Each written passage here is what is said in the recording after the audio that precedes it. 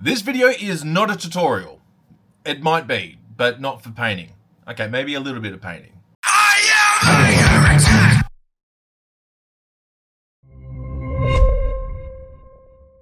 I'm not entirely sure why YouTube miniature painters seem to hide the end results of the painting video till the end of the painting video.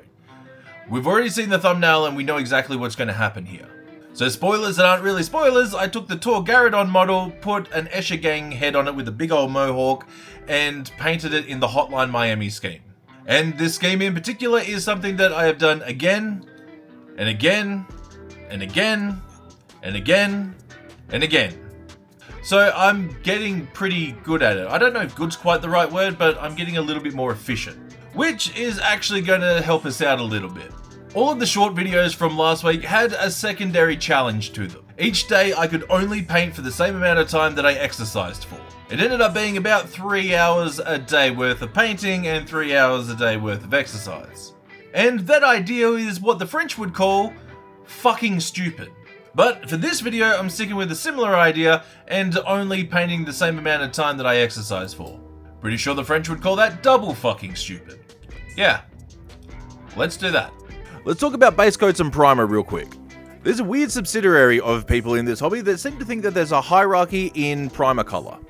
It's roughly white on top, grey in the middle, black down the bottom. Feels very Republican. Generally white gets given the top spot because it's a blank canvas and you don't have to fight the desaturation of colors like you do with, heavier, darker primers. The theory is kind of solid, but in practicality, you have to paint on just as many layers to build up the color so you're covering up all the patchiness and you get nice smooth opacity as you would with black just trying to build up that saturation. Grey I don't get at all. I'm only jumping in here to break up the footage. We're still doing the base layer. While black primer gets a bad rap because you need a few more layers to kind of counteract that desaturation, personally, this is my go-to. And the reason behind that is actually twofold. One, detail separation. If we start from black and then you're only painting in the panels and leaving the little recesses and all the lines that are separating all the detail, all of our black lining is pretty much done. Yes, you will most likely have to go back because you've overspilled in some areas, but that's not much of an issue. The lion's share of the work is already done here. And the second part of this, I'm just fucking lazy. There are quite a few times where I don't quite get the brush, a base coat, or any kind of layer into a recess. And with black, it is a lot less noticeable. Try that with a white primer and you've got a glowing white armpit. Since at its core this is still a miniature painting YouTube channel, we should probably talk about some miniature painting. While I've used this scheme before a whole bunch of times, this idea is slightly different and that really only has to do with the light placement. The idea itself isn't so much that it's a color shift or an OSL effect, more so that the shadows are a little bit more interesting.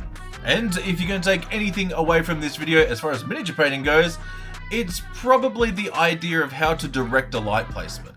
And now that we're going to actually start changing colors, you'll see how we do that. Yes, we've used this scheme before, and yes, we've used this same idea before.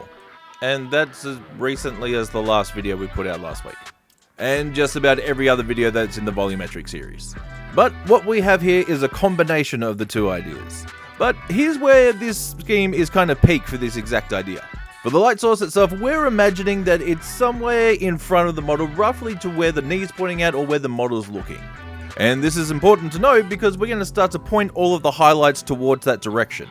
Now, because this scheme goes through so many layers and so many colors, this is where it's a lot easier for me to both show you and for you to see what I mean by pointing it in that direction. Unless this is the very first miniature painting video that you've ever seen, and I would highly recommend that not be the case. There is a 99.9% chance that you have heard the term shingles on a roof. And in this context, it just means that the next layer up is covering just a little bit less of the previous layer. Keep this in mind for a minute. This particular scheme doesn't really feel like it takes off until we kind of get to the end. It's like 95% poo phase where everything you do kind of feels wrong. And over the years, I've actually had a bunch of DMs and comments saying roughly the same thing. They kind of got a little bit of the way through and it felt bad, so they just kind of stopped. I hate the idea of trust the process, but this one does need a little bit of faith. And yes, there's a lot of colors and layers, it's going to take a long ass time. Back to this directional shingles on a roof idea. Now that we know the direction that our light is coming forward and that we want to paint our highlights towards that, and the idea of shingles on a roof that we're going to be covering just a little bit less of the previous layer, we're going to be highlighting like a topographical map. Every shape on this model has a physical form. If it didn't, it wouldn't be much of a fucking model. And we're going to use that physical form to dictate where the paint is actually going to sit. The closer the part or the section physically is to the light source is going to be painted brighter. Which is why if you notice in this video, every time I start a new color and a new layer, I'll be starting with that same left leg. Usually for videos, I do the entire process on a single section so you can see the whole process as a whole. But this time around, I kind of wanted to show every single layer of sketching in that idea of light. Because it's going to make it a little bit easier to see what I mean by where the light source is and the physical distance of each section. Which, by absolutely zero coincidence, is why we came back to the Miami Hotline scheme. Stick around and I'll tell you why. Alright, here's where an actual break happens. Now, I put out 7 videos a week, 1 long form, 6 shorts. So while you're used to seeing all the footage in a nice little package and sequential, that's not always how it happens. So this is roughly around the time that I kind of had to put this aside and do something for a short. I'm definitely not a huge fan of basing and I kind of suck at painting terrain. And if you've seen even one other video on this channel, you know that I'm a long-time loather of the modern interpretation of grimdark. But taking influence from a lot of dioramas, photos from houses that real estate agents would call a renovator's delight, and the bathroom stall next to your mum's glory hole, I wanted to completely break the immersion of having such a nice, bright, shiny, vibrant model with just the absolute pits of a background. So I wanted something dark, grimy, and just absolutely dilapidated. The idea behind this one was trying to build up color and texture at the exact same time. So you'll notice that every time I come in with the airbrush and add another color in between there's another layer of the Army Painter's rust effects. I've also found that the best application for that rust effects is stippling. And one of the cool effects that you actually get from this is by building up all of this texture and grit and then painting over it, it kind of looks like something has been rusted out and painted over. Which is actually something that happens a lot, both by used car salesmen and the military. And keeping with that same idea, considering we have an Eshigang head, I wanted to keep that idea of the underhive and the only attention that it's ever gotten is a respray of color. And even though we're painting over a lot of this, I did use all 3 versions of the Army Painter rest effects.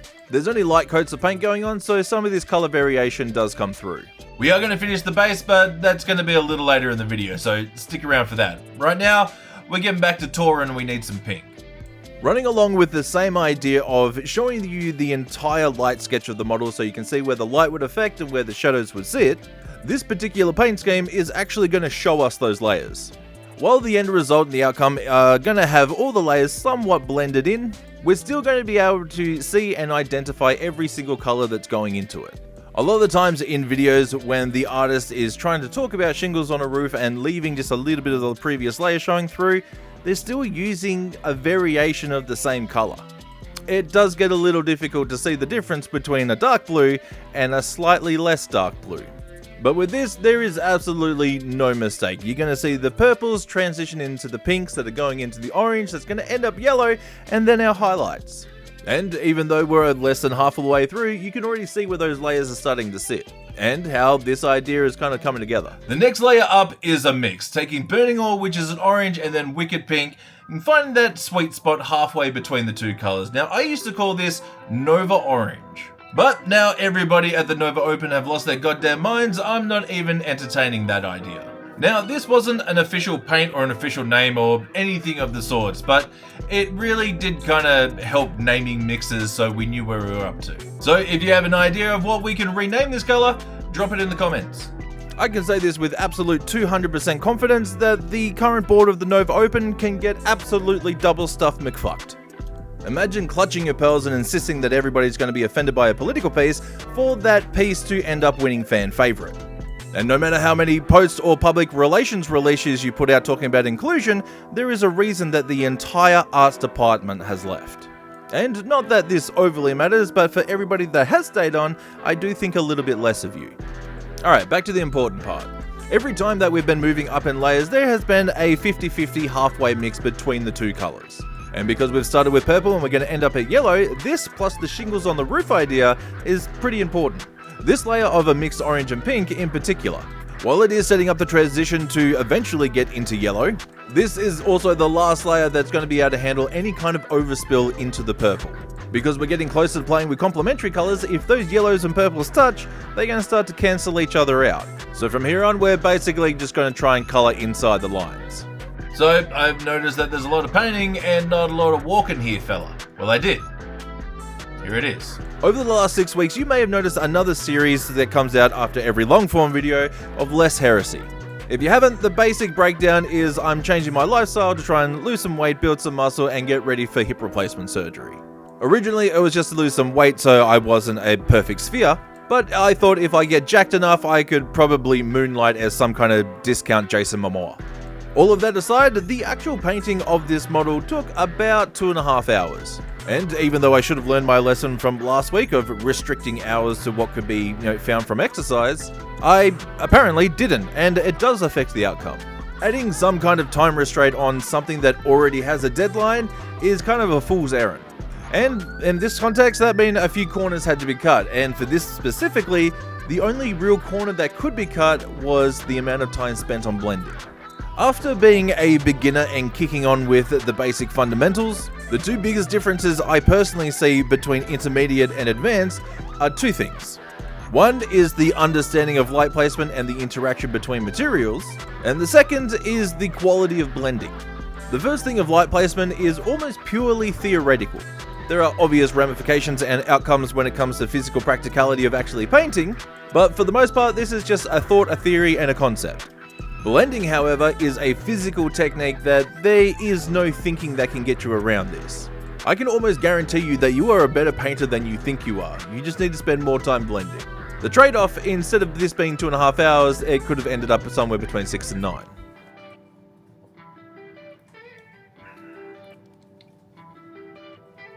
Alright Whanu, we are in our yellow territory. The mix is Moonbeam Yellow into Burning Ore. And we're still doing that exact same thing. It's shingles on a roof. I don't know how many times I've said that this video. If somebody wants to go back and count that and drop that in the comments, I'll give you a high five or something. Now, this is a fairly peculiar scheme. Even though yellow is one of the least used colors, it's the color that the whole thing actually reads as. Typically, the color that we associate with what the model's representing is the midtone, and the midtone generally also takes up the vast majority of space. The main character in just about any paint job is typically the midtone. The shadows are there to enforce and support, and the highlights are there to do the exact same thing. Shadows and highlights are really actually only there to force the idea and influence of volume and depth perception. They're what makes a shape feel like a shape. The midtone is what makes that shape a color. My color theory is not strong enough to tell you why this still reads as yellow. Alright, this is actually what I was talking about before. The next step of adding in the yellow, it's actually going to make it feel like it's doing something. And not something shit. If you've tried this game out or you're going to try this game out, at least get to this stage. If you don't, I'm probably going to judge you. Fuck the highlights, this pure yellow is actually the icing on the cake. While a lot of it is the fault of the lack of blending, up until now everything has felt a little gungy. But getting into that pure clean Moonbeam Yellow, this is where it actually starts to hit. It feels cleaner, stronger, more vibrant. Instead of, let's be honest, mustard that looked like it had a yeast infection. And a lot of the reasoning behind this is because of that yellow, we now have lumination. This combined with the idea of directional light is actually what's making it feel like there is some warm light present. For the actual application itself, while we've been doing half mixes this entire time, the yellow is something that is going to happen in 2 steps, and they're both exactly the same. Even Moonbeam Yellow that comes from the Army Painter Fanatic line, which is the absolute best coverage in the game, I don't care what you say, there is still a hint of transparency to it. And like we spoke about in the last video, if you look at this as a flaw, it's going to be a flaw, but we're going to think about this as a feature. Usually it just gives us an extra few layers to build up smoothness and opacity. If you treat it the same as all the other layers and do a little bit less every pass, you'll build up that gradient. Also, these final highlights is Moonbeam Yellow and a little bit of Ice Yellow. If there's a corner pointing at our light source, it's getting a dot of this. Alright Whanu, let's finish up this base and get the fuck out of here. Alright, so at this point we've built up a lot of texture, we've built up some more color and texture again. What I'm going to do from here on out is play with the idea that this was the grey that was originally painted on, as like a real thing, not just a model. So from here on out, all I'm going to do is enforce the grime and put in the shadows. A lot of the time when people start thinking about adding shadows, it's a slightly darker color than the thing that they're using already. You can do that, that's fine, but it's also boring as batshit. Personally, to get a cold feeling shadow, I go with a blue or a purple. And then if you're wondering where all the grime came from, that was another wash called Voodoo Shade. And yes, we are going back in with more rust effects. Since this got very dark very quick with all of that purple shadow, I did want to come in with the idea of directional light again. And because we knew what model was going to sit on it, we knew which direction the light was going to come from. So going back to that original light grey that I was using before, that's what pushed our light, which means now I can come back in and just cover the whole thing with grime. Another trick that I found with using washes through the airbrush, you can just go ham. You can fire hose this motherfucker and just let a wash be a wash. You'll get an awesome variation of both tinting from, very light sprays, and then the heavy flow. That will just start acting like every other wash does and start settling into some recesses. But weirdly, you don't get as much pooling. Also, nice little hack for this verdigris, slap it on, put some water on, it looks like real patina.